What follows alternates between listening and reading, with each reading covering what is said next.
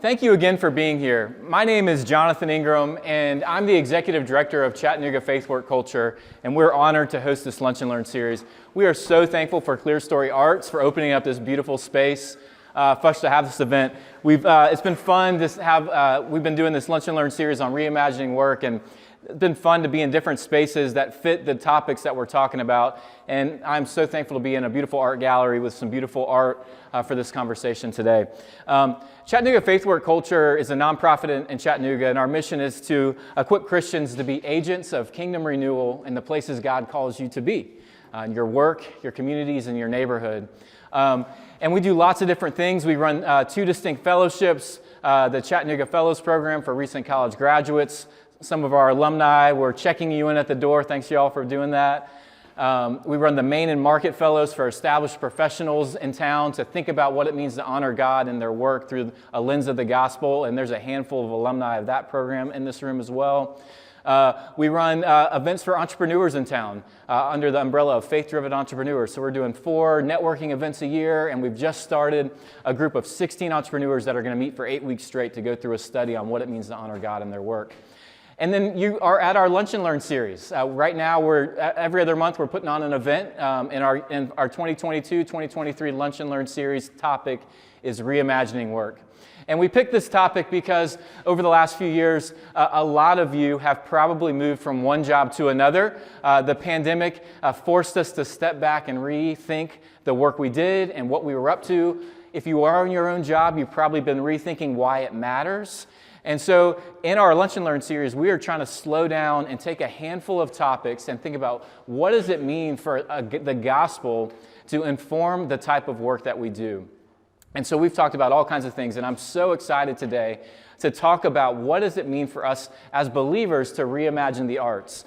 Some of you are in the room today because you are artists, you are creators, all kinds of different ways, and you are here to think about this for yourself. Some of you are here and you would not classify yourself as an artist. But I think it's just as important for you to be here as believers to think about what role do the arts play in our community and as believers in our churches and in our faith. And so we're going to have those conversations today and talk about that. If you've never been to an event, we try to make this very conversational. And so what we're going to do is have our 3 wonderful panelists. You guys can start making your way up here. Save me that seat right there, Cynthia. They're going to come up and be on our panel today. And we're just going to have a conversation, and some of it are questions that we've prepared in advance that we're going to have a conversation about in front of you all. But we're going to leave time at the end for you all to engage with our speakers as well. Maybe you have questions you're coming in with that you want to ask. Maybe there are things that are stirred up in you as we're sitting having a conversation that you want to follow up on and ask more about. This is hopefully to start conversations. I don't think we're going to solve anything today, but I hope you leave with great questions. I hope you leave meeting someone new and you talk about this at your table with people that you're sitting with. I hope you leave with new connections. A big thing that we want to accomplish with everything we do is build out the body of Christ in the city of Chattanooga to thoughtfully think about how their faith informs what it means to live Monday through Friday when you're not having your quiet times and you're not at church. Does your faith inform these parts of your lives as well? And so I'm so thankful for our panelists, Cynthia Young, Tim Goldsmith, and Jennifer Daniels for being here. And I'm going to let them tell you a little bit about their art and their craft and what they do as we talk. But can we thank them for making time to be with us today? So you guys share that mic. We'll share this one. So as we get talking, I'll share with you, Cynthia. Yeah. We're going to start. I'd love for you all to share a little bit with everyone here about who you are, what your vocation is, and I'd love for you to tell them, when did you know you wanted to pursue a career in the arts? What about creating brings you life? So my name that I use professionally is Cynthia Robinson Young. So family is really important to me.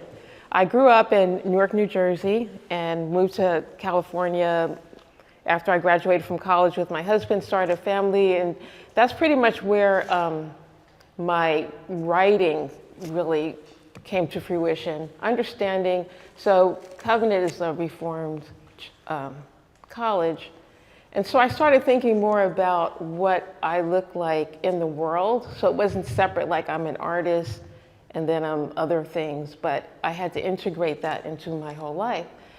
So basically, my first affirmation that I wanted to be an artist probably came when I was just very young, like maybe 9 years old, and was drawing. And people say, "Oh, you do such good drawing." Like, thank you. But it wasn't anything that I thought was important. But then when I was getting ready to go to high school, there's a magnet school called Arts High School in Newark, and you had to, take a test to get in. And I took the art test, and I passed. And I'm like,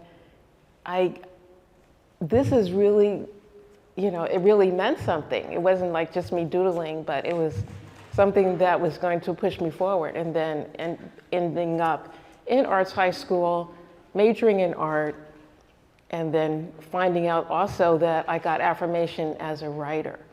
And so those two things started to come together for me. Okay. I'm Tim Goldsmith. I am the Curator and Education Director at the Association for Visual Arts here in town. And I also am an adjunct art instructor at Covenant College, and I've taught 3 years before that at UTC, and I'm a visual artist. For me, the desire to work in the arts and to be an artist started at a very young age. Both my parents are artists, and that was something that was encouraged in my household growing up, and just became a passion and an interest from an early age, and something that I continued to pursue through education and work, even if it wasn't art-related work, still finding ways to create on the side. So, yeah. So I'm the ham of this group. I'm a performing artist, Jennifer Daniels. And I've always just been a performer. And so I love words very much and knew I wanted to be a songwriter and a performing songwriter since I was a tiny kid. So I get to Covenant College and I major in psychology. And because my mom was like, you can't just do music. Who gets to do that? You need at least a fallback. So I minored in art. The visual arts, y'all are like magicians to me. All you visual artists, it's amazing to me. But I did minor in that, so I could, just appreciate it a lot. But I didn't do any music there, except skip class and go write songs. And so I get my degree, and my mama says, now what are you going to do? I said, I'm going to go into music. She goes, no, that's not a fallback. You have to do more school. So I got my master's in counseling, which very much informs the things that I write. And so for 25 years now, I've been a performing songwriter. My husband and I get to do that together.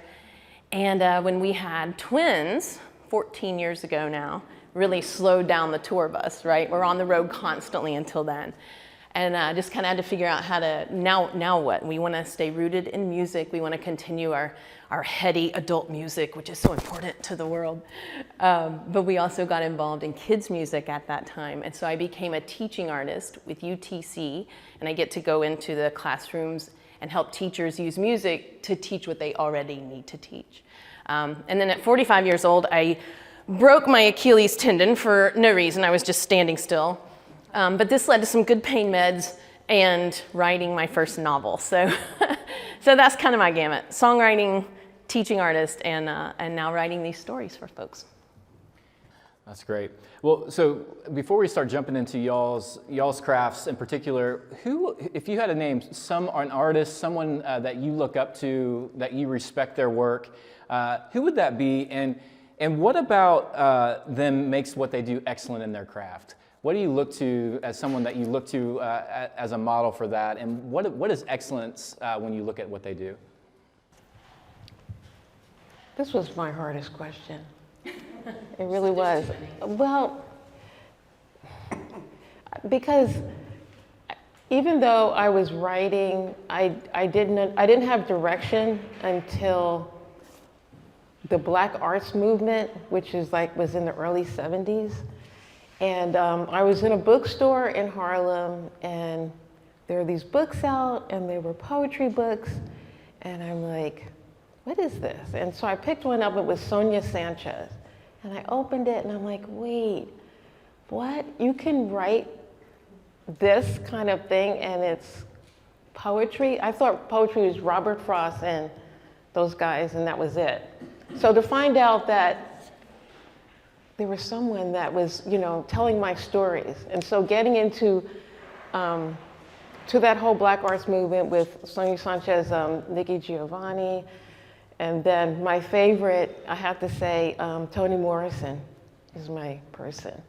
But then I was thinking about the question, I was like, but the door that really opened was, it opened from my parents, my mother, who's passed away, used to write poems for funerals, and she got paid, so she's a professional poet.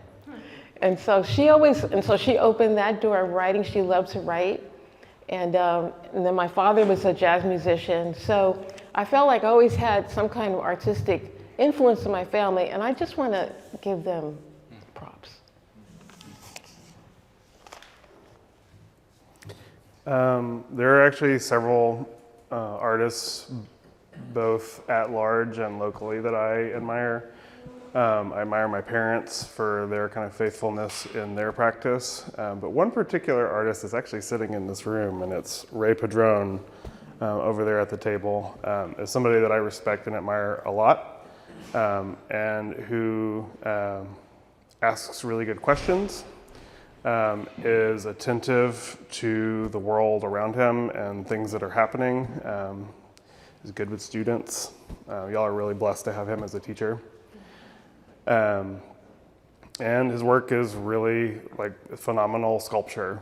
It's really, the surface quality from a formal standpoint is also just really excellent work. So, yeah. I have a lot to name, but I will just go with this one you might not expect, which is Eric Litwin, and he wrote the first 4 Pete the Cat picture books. The blue cat. If you work with little kids, you'll know this guy. And that's because he's super musical, and he has a very linear, I can be very abstract in my writing. He's very linear. He knows exactly where he's going. And so when he works with young kids, that's exactly what they need, these concrete images that have now informed my writing. But further, he loves his audience. He doesn't just love himself or the art he does. He really is just crazy about early literacy and spreading that message. And so he wants to know that when he's engaging with his audiences, they really are getting something out of it. And I think that's hugely important, especially as a Christian who does art.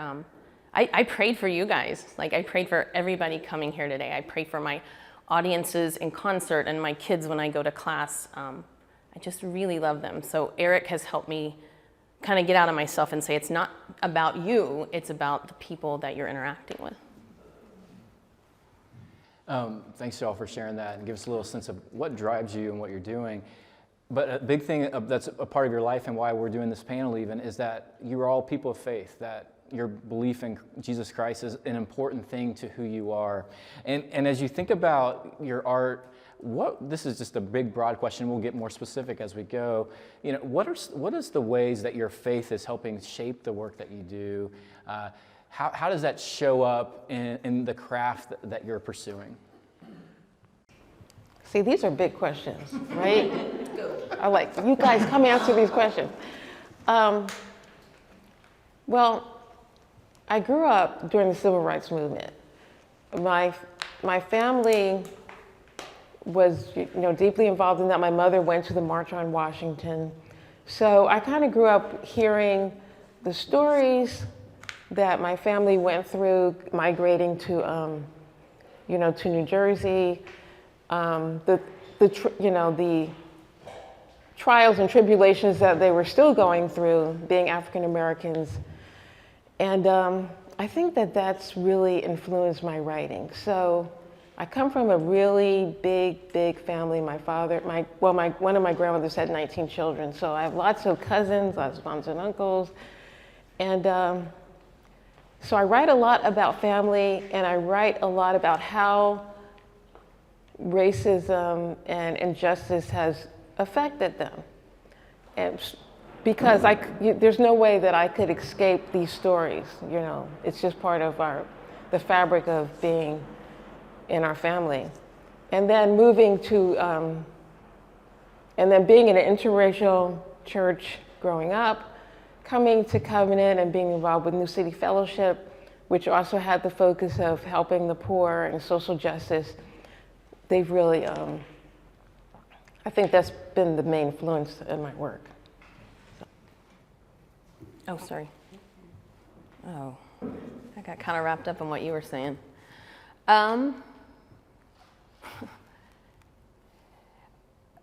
In order to create, I go back to, the first chapters of the Bible, how the Spirit hovered. And I think it's at least easy for me to get feeling like I need to be productive, I need to be doing things, and those things need to be accomplishing goals and, if not making money, But as a Christian, I go back to, hover. Let's hover over that thing. Prayer and being creative are very much interconnected to me. If I am not being still enough to pray and be affected, then my art's crappy, or I just kind of don't even do it. So I guess that's the main thing for me. After college, I had the opportunity to work with two missionaries in Australia named Steve and Bernice Rerig. And when I was working with them, concepts that they kind of instilled in me were the question of how do you love your neighbor with an art practice? What does that even mean?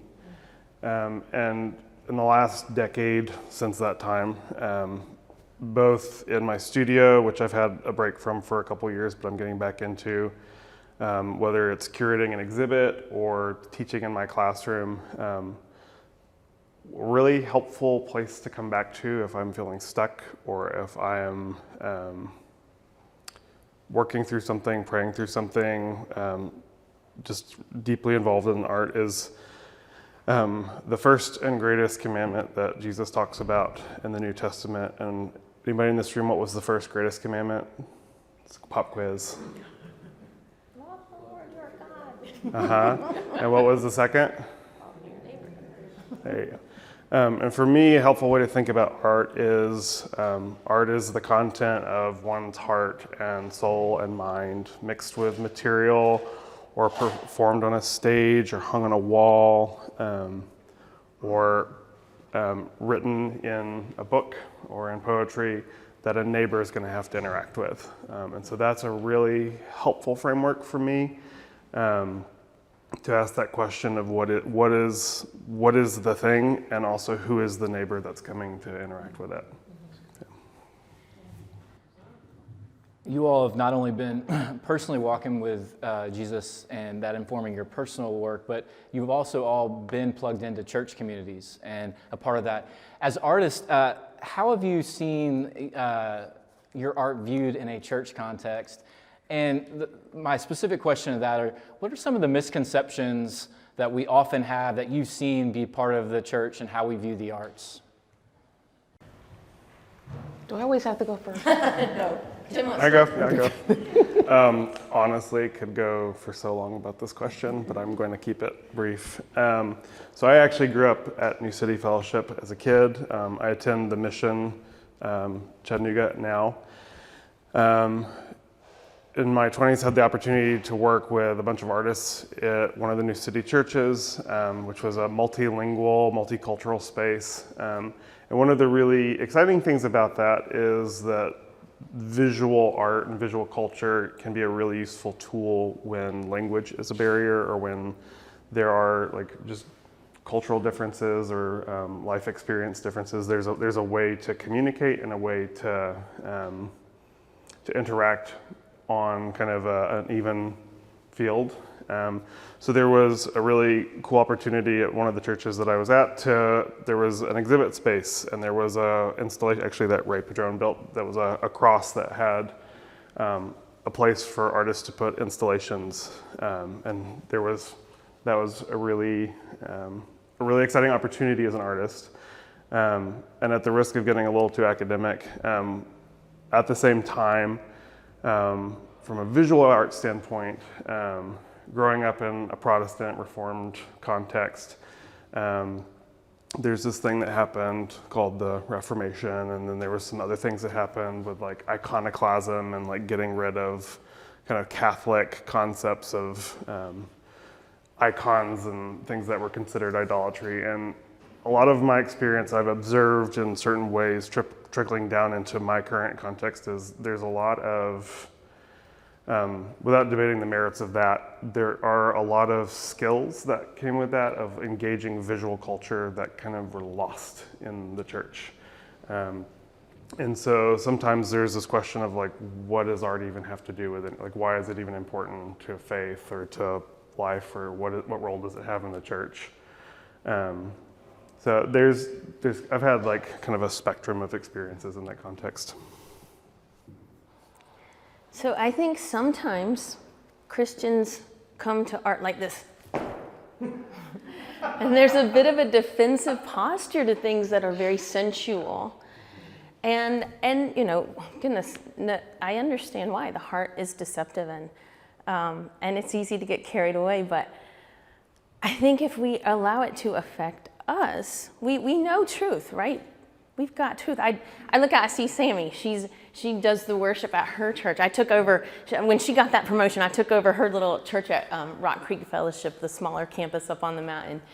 And so you go and you sing the church songs at church, and they're directly about God, you know, and they're beautiful. We practice what we believe. We practice these truths that defeat our doubt, and we sort of get defiant for the truth and for God. You know, it's like, even if I'm not feeling it, even if I'm doubting whatever, I'm gonna sing this, and I'm gonna believe there is a life everlasting. I'm gonna believe that I'm gonna be there.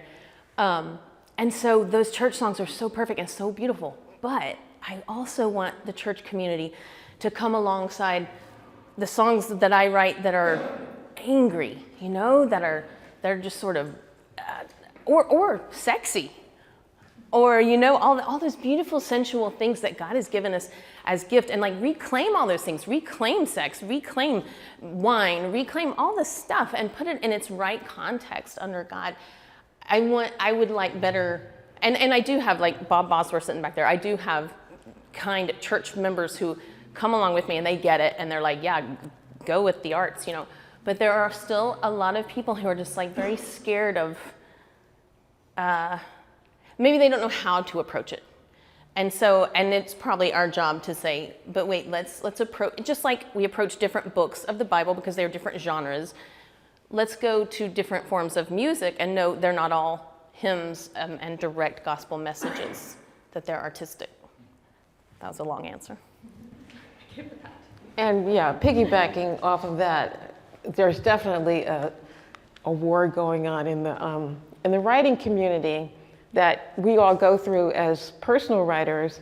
So people always ask me, well, if you're a Christian writer, you know, then why did you write about such and such? I'm like, ah.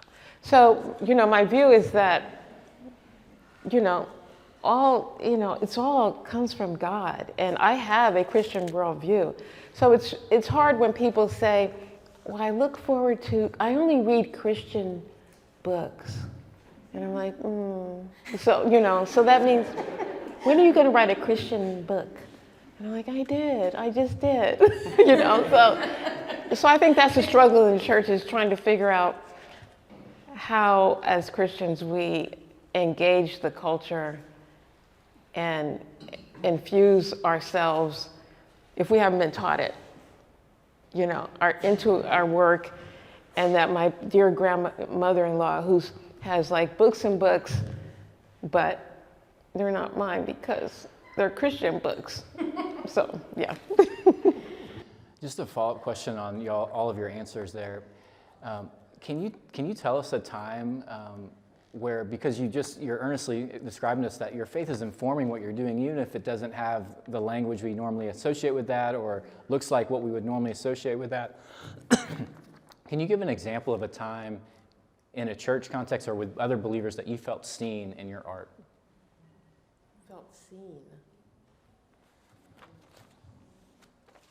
You don't all have to answer, but if any of you have anything that jumps to mind. Anyone? Well, I think just the fact that I get to read my poetry at church. I thought that was amazing. When someone said, "You want to read a poem at, for the service?" And I'm like, yeah, let me think if I have so my first thought, do I have a Christian one that I can read? Let me think, here's a Christian one.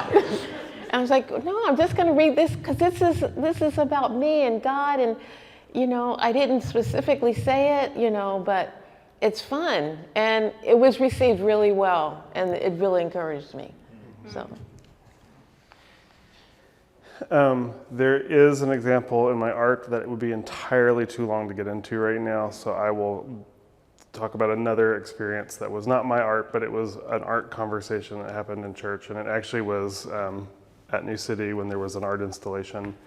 And it was one that a lot of people had been up in the sanctuary for a few weeks, and people were really irritated by it because there were mirrors and you could see people picking their nose in the back or shifting in their seats, and you're trying to be focused in worship, and there's mirrors and you're seeing everything behind you. And there was a really interesting moment where at that particular church, the way that they do communion is that everybody would get up, go down the middle aisle, take the elements, and then go back. And there was a woman who had been there and had been sitting in the back, and she got up, walked up the middle, and as soon as she was down the middle aisle, she was lined up with the installation and the mirror. Actually, this might have been, was this the mirrors? Okay, so there were these mirrors that were all pitched at different angles, and so it was reflecting a different kind of direction. So it was a very fragmented image of the space, and when she was walking down the middle, she saw her own body kind of lined up with that installation, and it was all fragmented and going in different ways, and it clicked why that was there. And there had been 3 weeks of this is really distracting and annoying, but there was that moment, this aha moment of that's why that's there, and that's why that's important. And for me, those singular moments are worth that month of kind of questioning and wriggling in the seat and discomfort. I like that. So I like to ask you a couple of people. My sweet friend Connie has read my novel. That's not a Christian novel. It's just a sweet, sensual love story mystery. And so from that standpoint, I've had great acceptance at this church I'm at right now with people just embracing me and going where I want to go. I had a weird, awkward moment in church when they were like, "We'll play one of your original songs." Actually, Jared at your church, Sammy, let me do one on the uke, which was so much fun, and that worked out great. But this particular one, I was like, okay, well, this one's about Jesus, and it's called Tattoo, and it's about a C-section. No, it's not about a C-section, because that would be creepy, but it's about the events that surrounded a C-section, and how, the kid wants to know the story from the mama, and she tells the story of this emergency C-section where she ends up with this, scar across her whole torso, right? But it ends up being, God's, the tattoo God picked out for her, right? And this story of the scar was the redemption, and that the treasure of my life came because of this scar. And I don't know if anyone really got it because it was very image heavy.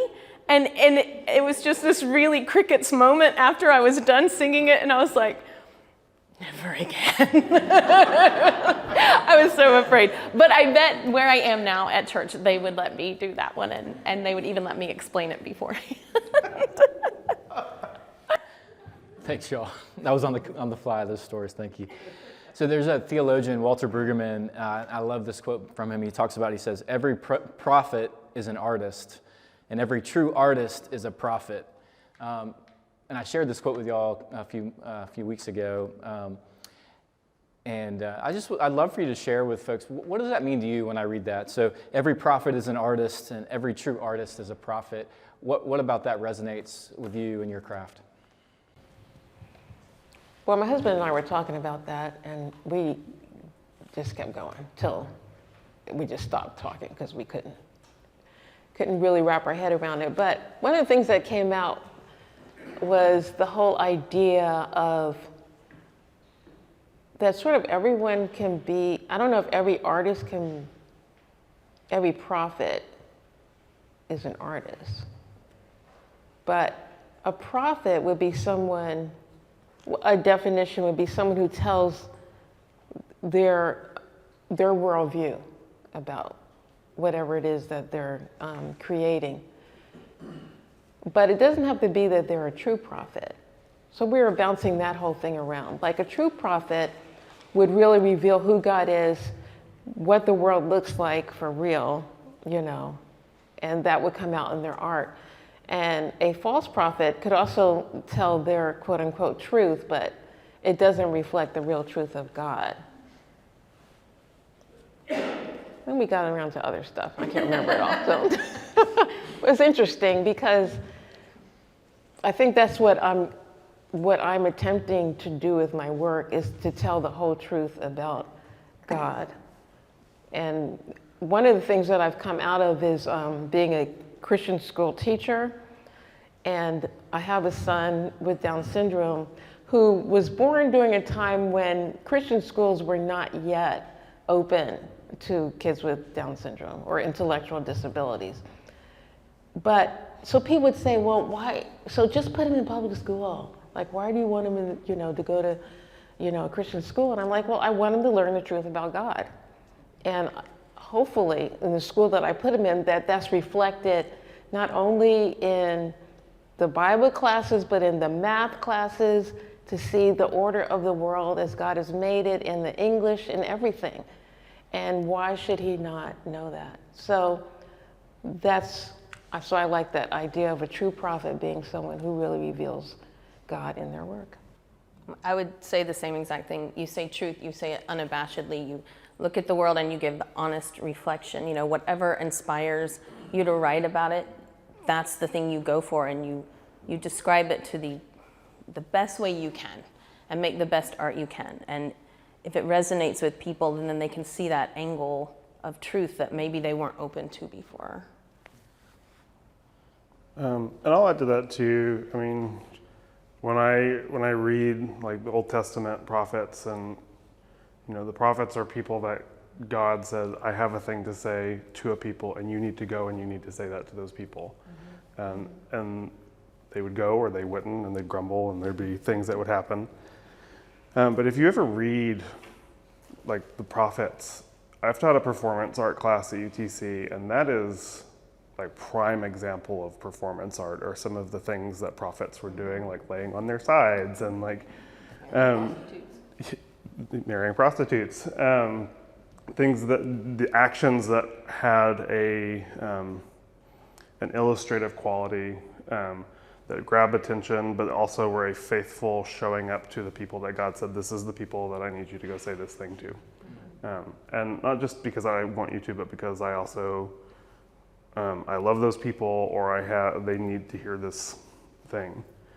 So I also think that the artists as prophets, particularly in a standpoint for believers, are the people who are also faithfully listening to what God, and showing up to a viewer or an audience or a people. Yeah. And that ties right back into what you said first time around loving your neighbor. That part of that is being that prophetic witness. We got a room full of folks here from different churches and different backgrounds and doing different things. How would you encourage folks to view the arts? Christians in particular. How would you invite Christians to view the arts? What are ways we can better as believers know who God is through these creative expressions, the ones that you all do, the ones exhibited on the wall around us and in the world that we inhabit? I would just want to encourage everyone who is an artist, to be honest with, we're filled with the Holy Spirit, so hopefully that influences what we write, and that even though like you might read one poem of mine and say, but in the whole body of work, of any, to me, believer that you read, there should be that worldview that points toward, at some point, hope. It points toward the goodness of God, the love of God. In some way, how does that manifest itself? And I think our struggle is to make sure that we're doing that. And then to be able to reach out to others, to be a prophet, and that as people read our work, that there's some light that comes through. And that, to me, that's the most exciting thing. That one thing that when I was at UTC working on my degree, that my teacher said, the thing about your poetry, Cynthia, is that it always ends with some kind of epiphany about something that I never thought about, some kind of truth. And I'm like, yay, I did it. So that's the kind of thing I think we need to be working toward. I want y'all to clap. I want y'all to dance. I want y'all to sing and just be free enough to really interact with the music. I think that is just what a gift for an artist when folks take time to actually engage with that art. It's beautiful. So I want y'all to have fun or cry. I want y'all to cry even more than have fun, maybe. I like when you cry. That is cool. Yeah, just to take time to let it hit you. I have a very, very dear friend named Dr. Alyssa Whitebrook who teaches art history up at Covenant, and she's an art historian. She talks about the fact that we all have a visual archive. We have this collection of images and experiences and things that we've seen throughout our lives that we carry with us everywhere, even if we're not conscious of it, and even if we don't necessarily understand how all that is there, how it got there, but that it does shape the way that we engage and we encounter and we interact with things. She also talks about the fact that we are not just eyeballs on a stick looking at things, but we actually have, those eyes are connected to bodies, and that if we believe what Scripture says, we are embodied spirits. We are spirits and souls that have bodies, and those bodies are important. And when we encounter art, the body is having an interaction with it, not just the mind, not just the eyes. So my encouragement to those of you, and I say this from particularly a visual art standpoint, where a lot of visual art could be really difficult and uncomfortable or confusing. Why is there just like splashes of color on a canvas? What does that mean? What does it say? Maybe don't exactly start with the question, what does it mean? But start with the question of what is this thing in front of me? Oh, that's good. And who made it? What do I know about this person? What do I know about their life? And also with the caveat, some artists, particularly a lot of artists in history, are egotists. That is a thing. But there's still an important question to ask, even to hold those like things that might be in conflict or in tension together, and allow yourself to be uncomfortable. Art can be very uncomfortable, particularly if you don't know how to engage it. And discomfort is a really important practice for Christians. That's a thing we're called. That's the thing. If we say that Jesus says, if you follow me, like you're going to die to yourself, that's uncomfortable. So encountering art is a good way to practice being uncomfortable. Can I add one thing? I would say suspend your moral judgments. Like we come to the book and like now they're sexing it up or whatever, and like, or we see the F word and sometimes it's so shocking we forget to enter the story. And if there is this scene where this couple is making love, the author has chosen, unless it's some weirdo porn erotica, but the author has chosen whatever words the man is saying. There's a reason why those are there in that scene. There's a reason for the different descriptions that are going on. And so obviously I don't want anybody, if they have some trauma response to something, to engage that. But I would say leave the moral judgments aside and actually hear what the story is saying. Yeah, I think sometimes even how we read Scripture, we do that. We do that really well with these horrific things that we can read in Scripture, but because it's from the Bible, we've been able to see what it's trying to tell us. And artists, oftentimes there's things that doesn't mean we check morality out, but we say, what's it mean to engage this from a sense of what's this being created for? To piggyback off what Tim said, I think there's a holistic way to view what's written there in front of you or what you're viewing. So let's circle back around. Last question I have for you all, then we'll open up for folks. Reimagining the role of the arts. For you all, in an ideal world, what role do the arts play in our city and in our churches? what role how should we view it? How should they be received, and how would they actually benefit? How would they be part of the flourishing of places if it was the way it should be? That small little question. I'm probably not going to answer it right. Because what I've noticed, which is changing really quickly probably because of 2020, just coming to Chattanooga and seeing that division. Chattanooga is a very segregated place. There's the black writers and the white writers, the black poets and the white poets, the black artists and the white artists. And I have a friend named Jody Harris who I ended up writing an article about him because he couldn't get his work, which is amazing, into the galleries in Chattanooga. He could get it into Knoxville, he could get into Nashville, he could get into Atlanta, but he could not get into Chattanooga because he would go to galleries with his work and they'd say, we don't take that kind of thing, that kind of work. And so just helping open up the art community to everyone, that no one has a corner on what is art, and especially in the Chattanooga area. And just being really proud of the influence that we've had as artists with, I'm thinking about like Expression Engine, just encouraging kids to become artists, whatever we're doing that can really open up those doors so that everyone's work is represented. There's a friend of mine named Christian Collier who just works really hard to mend these bridges and to help everyone be represented and to just build that culture.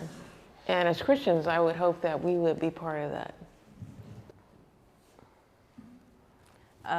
Along those lines, we're all creatives. We may not be making visual arts or songs, but in whatever walk, we have to be creative in our relationship. We have to take time to think through what does this person need, and problem solving. Like we draw on that eternal well of creativity that God our Father is. And so there's never the fear of the blank page for me.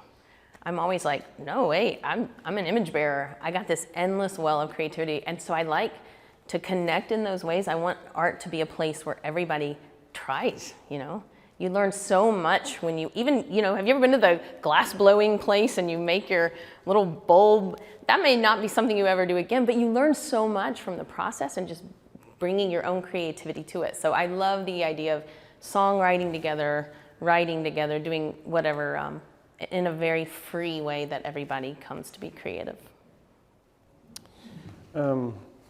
I would say the arts in any form, music, literature, visual art, theater, they enrich life. And I'm not going to get into the debate of like beauty and things like that, but they, in their different forms, whether they are things of beauty or whether they're things depicting brokenness, they do enrich. They allow the process of storytelling and telling stories, and those are storytelling, telling our stories, knowing those stories, knowing our neighbors' stories is really important. So it's an opportunity to do that. At AVA, I work with professional artists, I work with students, I work with hobbyists, people who are maybe retired and just paint because they like to, and I work with that whole spectrum.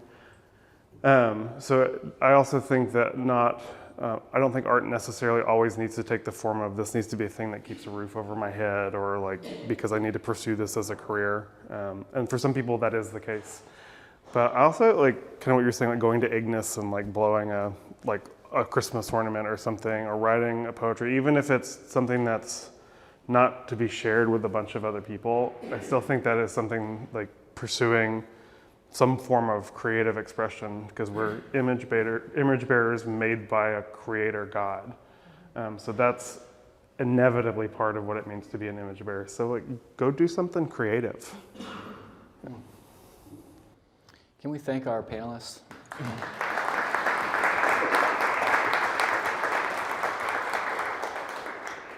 What time is it? So we have about 10 minutes for Q&A. So if there's any questions in the audience, we'd love to field those now. Is there any specific Bible passage that has influenced you in your heart? Specific Bible passage that has influenced you in your heart.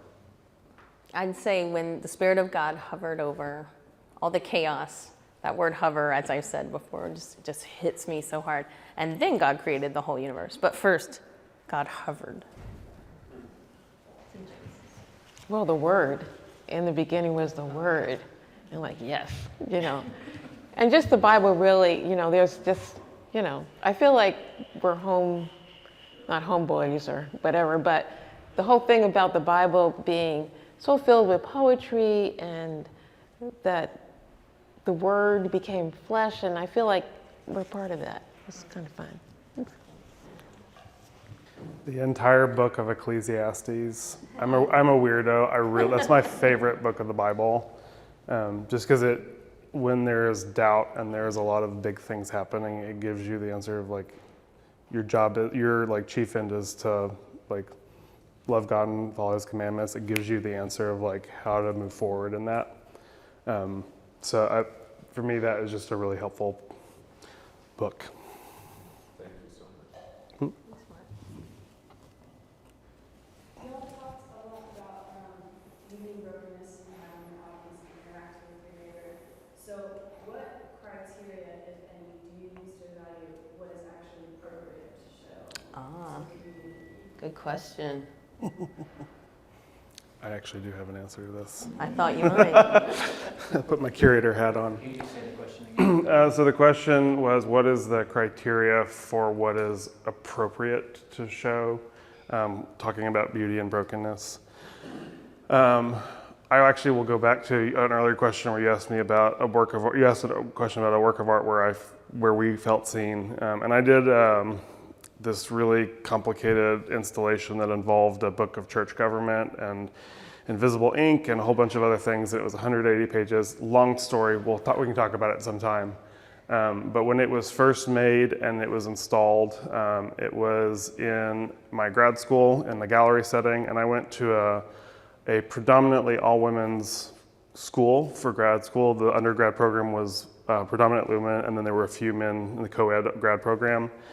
In Philadelphia, in like post-Catholic, post-evangelical northeastern U.S., and I was doing this installation about this like church government document in this like art school setting, and a lot of that had the potential to be really triggering to a lot of the people who were like living in the space.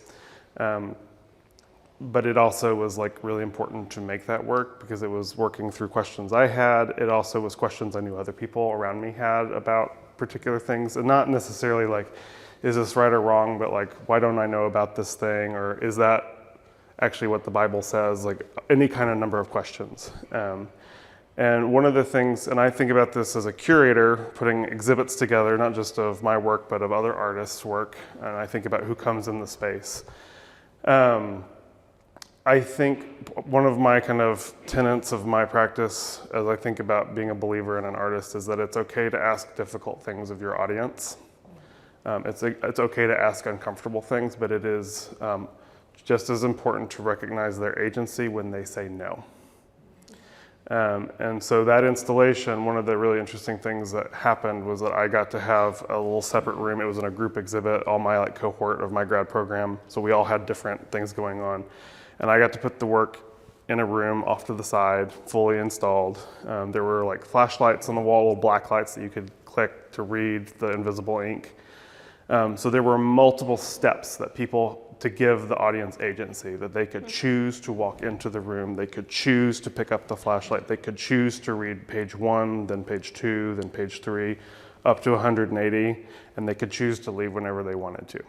And also that I was around if they wanted to have conversations, which isn't always the case with art. Like artists are not always around, so then that's why it's important to have good wall text and good like contextual information. But like acknowledging the agency of the audience and to provide multiple entry points and exits. It gets tricky, like there is some work that exists that's like not helpful for the flourishing of things. I fully acknowledge that. But I do think an ethical, moral place that Christians in the arts do have to think about is like caring for our like audience as neighbors. I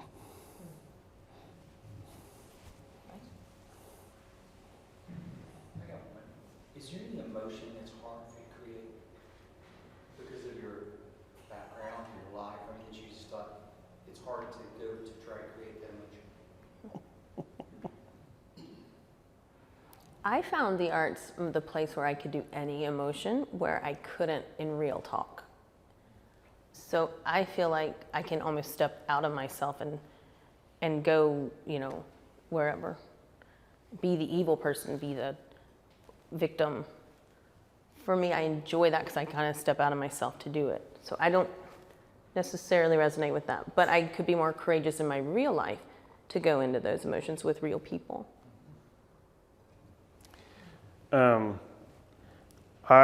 Art is work for me, and it's work that I love. That's not a bad thing.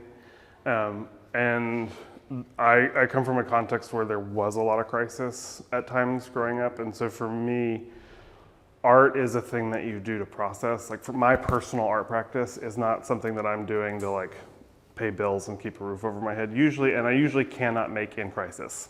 I have to wait till crisis like to end so that I have the space to process it and kind of work through things.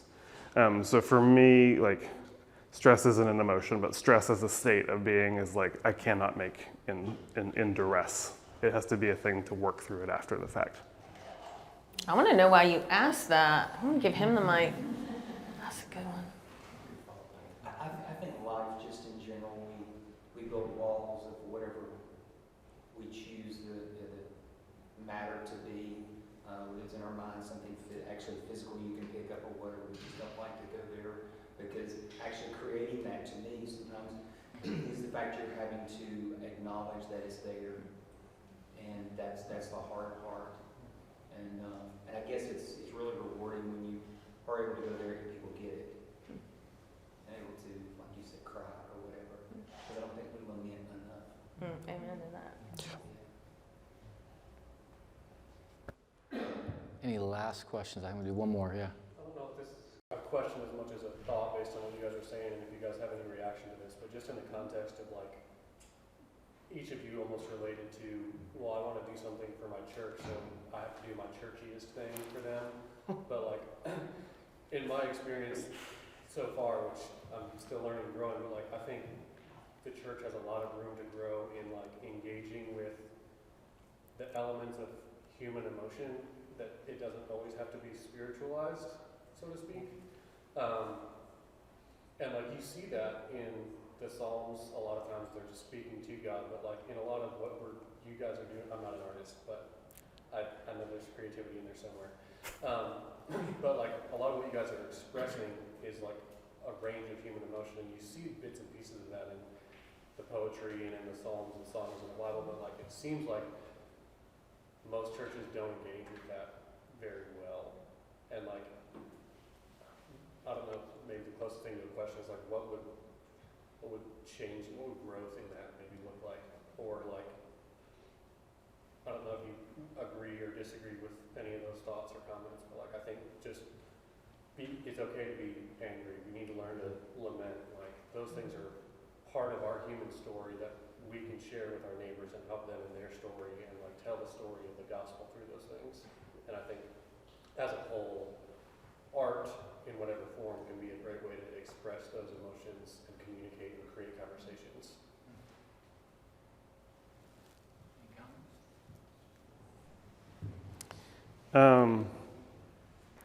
I would say that the art doesn't necessarily have to live in the church building.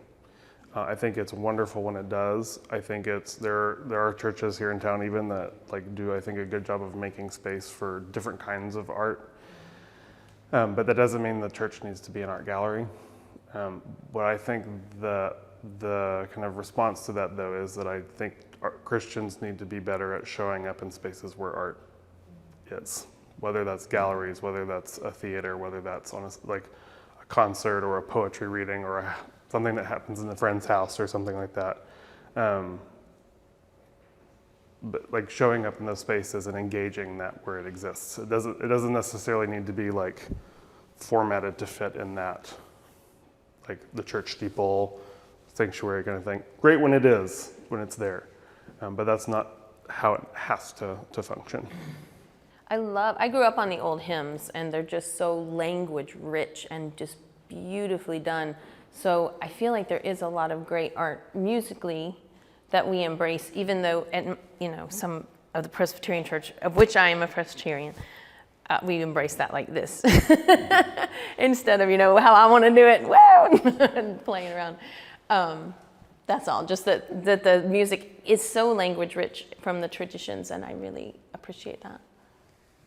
And piggybacking off of that, just that whole experience for me of being in the Black church, where I feel like it was and is rich in, the biblical truth and imagery.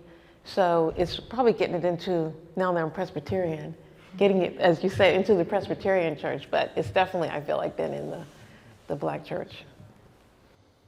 Well, thank you guys. Can we thank them one more time for being with us? I am so thankful we have a God who is first and foremost a creator. We see that in Genesis 1. And he made a world that wasn't just utilitarian. We didn't get to the beauty conversation, but he made a world that was intentionally beautiful. It had no utilitarian purpose other than that it was beautiful. And this idea of the arts and the role can play is just a beautiful thing to just wrestle with what the role this plays and how our faith informs it. So thank you all for journeying with us on that. Thanks for your questions and engaging. Thanks for coming and being here. I know it's 1 o'clock, so I want to be respectful of your time to go. Our speakers maybe can hang around for a couple minutes, maybe. We'll see. Come engage, say hello if you would like to before you head out. On the back table, there is a couple of brochures that have a QR code on it for our next Lunch and Learn event in March. We will be talking about reimagining the role of city design, and we have a city planner, an architect, a community activist that will be a part of that panel discussion to talk about how people of faith can engage the creating of cities and bringing flourishing to places. So there's actually a little code on there. If you register today, it's $5 off the ticket for that event in March. So you can grab that QR code. Can I say one more thing real quick? Following up on that and to your question too, want to say a special shout out to Clear Story Arts for hosting this event. And as an encouragement to you all about being Christians showing up in art spaces, Clear Story is an organization that has a ton of art studios down the hall, and they host exhibits and First Friday events. So I encourage you to come visit this place and see artists in their space and as they make and see these exhibits. Where can people get your books? My book? Yeah. Aw, thanks. Amazon. I have some copies today. I have leaflets that you can go and take home and pray about it, whether you want to buy it or not. You got anything you want to? Okay. Yeah, and Clear Story has been wonderful to let us be here. I think we're one of the first groups to be in here, and just so thankful for the hospitality. Every Friday, Saturday, this space is open, and they are rotating galleries that come support local art. Thank you for being here. Blessings as you go out into the rest of your week.